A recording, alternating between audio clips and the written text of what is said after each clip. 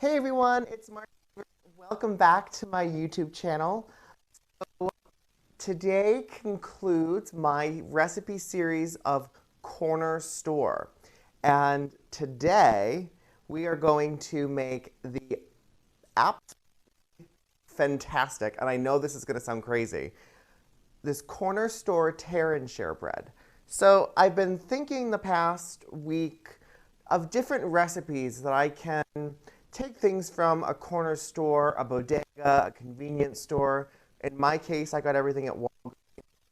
That I could get just a collection or a handful of recipes of ingredients and see what I can make. And this corner store tear and share bread, I have to say, my favorite things I've ever made of all time.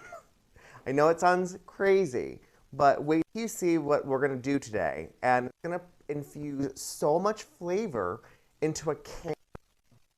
So this is a 16.3 ounce can of Pillsbury Grand's Flaky Layers biscuits. But before we open that and get that can pop, let's go into the can and get started. So I'm working solo again today. Mr. Sievers is on conference calls, so I am working all of the equipment myself.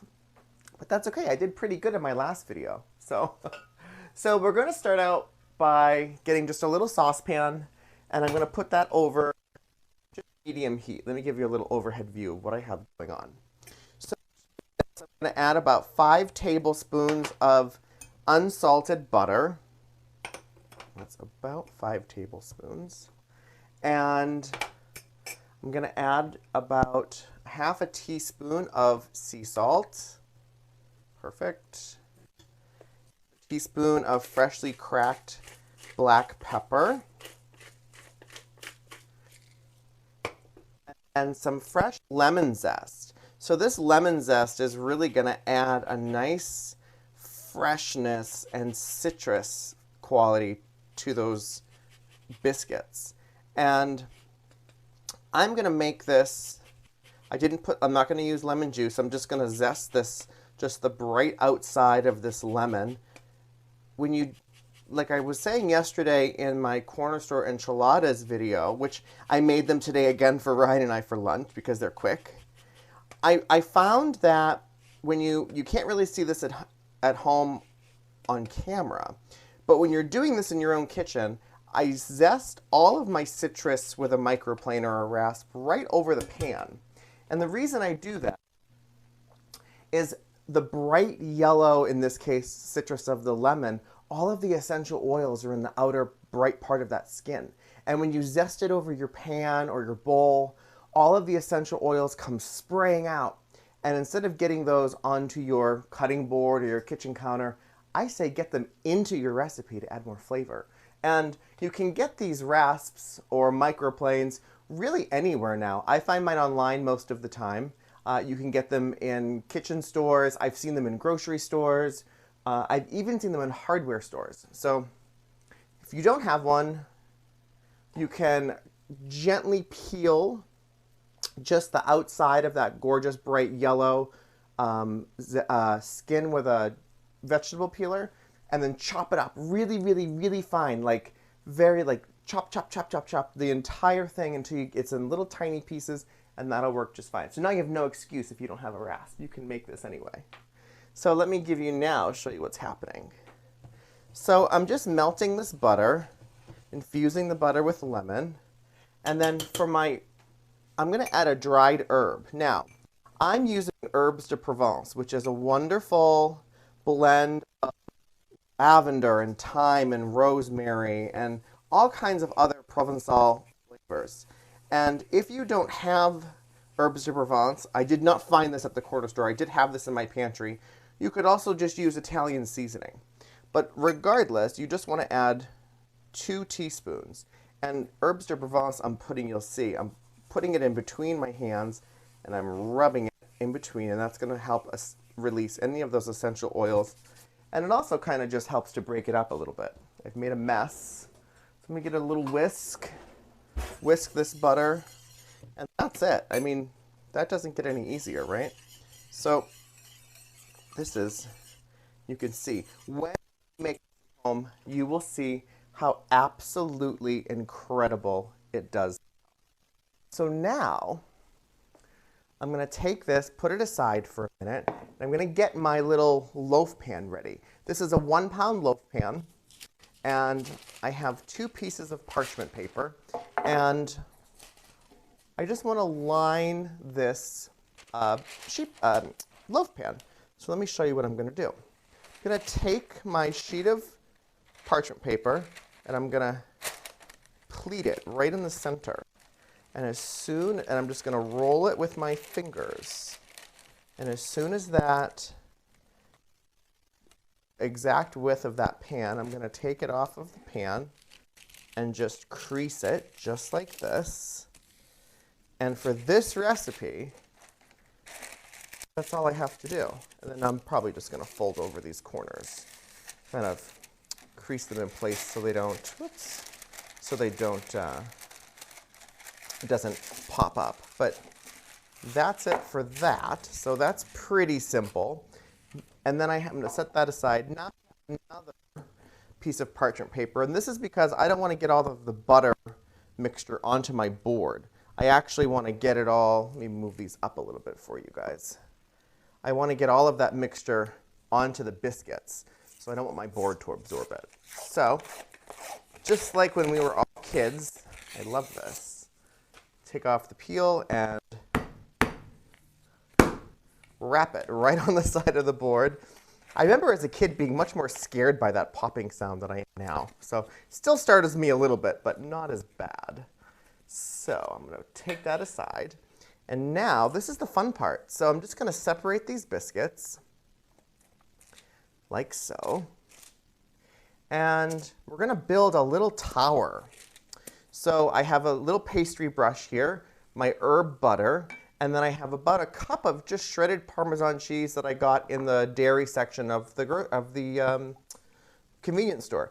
Of course, if you are shopping at a regular grocery store, these ingredients are available there as well. But I'm finding everything really convenient in my own neighborhood lately. So, all right, so I'm going to brush this liberally with this gorgeous herb butter mixture, turn it over, brush the other side, and put a little, not a ton of cheese, maybe a teaspoon of cheese, just a little bit of cheese in between, and then take the next layer. I'll brush it over the pan maybe, just like that. Turn it over, right on top. Brush the next one. A little bit more cheese, but a teaspoon. And then I'm just going to keep building. So all of the herbs now are infused in this beautiful butter. And when this bakes, you are going to be amazed at how sophisticated this tastes. I tried it with lemon zest. I tried it without. I've tried it with all kinds of different, I tried a sweet version, which was good. But I have another kind of French toast recipe coming up for you guys next week. So I didn't want to do too many sweet things this week and then do a little sugar overload into next week. So as you can see, and you'll see when you do this at home, I hope you can see it on camera. The reason I'm doing this on the parchment is because all of the butter is kind of leaking around. But so I just want to be able to capture as much of that so I can pour it over. And I'm not really pressing down. I don't really want to compact this in a way. But look at how beautiful this is. And this is a project if you're home with your kids. This is a wonderful project to do. The butter really is just warm. It's not hot. You can pour it out of the pan and into a bowl if you want to get the hot pan away from them. So now, last layer, can we do it? So the last layer is, whoa, did you see? It's going to topple over. So pan, and see, I'm going to give you a different angle here. See that? See that gorgeous tower of biscuits? Butter and cheese and lemon zest and herbs de Provence. It's really, really delicious. So now I'm just going to take it and just plunk it in just like this. And this is why I did this little bit of paper. There's not a lot of butter on this. You know, you can sop some of this up because now what I want to do is all of the rest of this butter and coat the ends, coat the sides.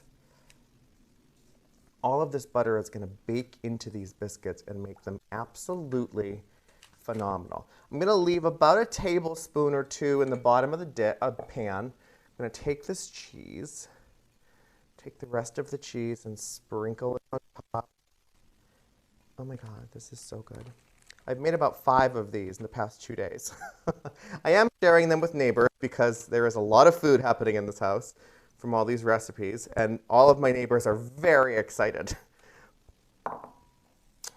And then, perfect, this pan actually has a little spout, so let's pour the rest of this delicious herbes de Provence and lemon butter right here. That's it. So I have so how fabulous is that? So I have a preheated 350-degree oven, and I'm going to bake this for about 20 minutes. It's going to start to look a little dark. I'm going to cover it just very loosely with a piece of tin foil, and then bake it for another 5-10 minutes. And I did one again this morning, so let me show you how it turns out. How gorgeous this is. I hope you can see how fabulous this is.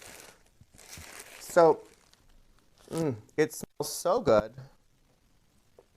Look overhead, you can see the cheese, you can see the line of butter that we poured on top. And I'm going to show you the inside. It's perfectly cooked. Nice and airy, nice and dense, but still flaky and light. I mean, I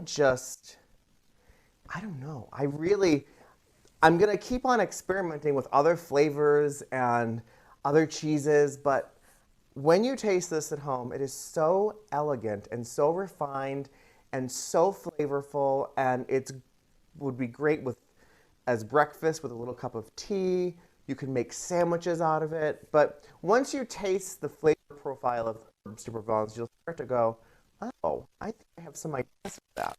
So let's go into the kitchen, and we will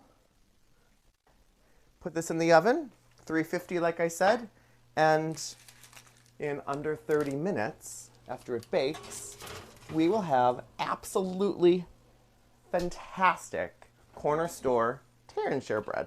Get my little timer, 20 minutes like I said. So that concludes the corner store recipe series. So we made corner store tacos, we made corner store fudge, corner store enchiladas, and now corner store tear and share bread. So I hope you guys enjoyed this really fun, light video series. You can go to my website, marksievers.com, for the schedule for the rest of the week, because we're doing live videos through Sunday, including a really fabulous co-cooking together live event on Saturday. It's Ryan and I's 10-year anniversary, 8-year wedding anniversary.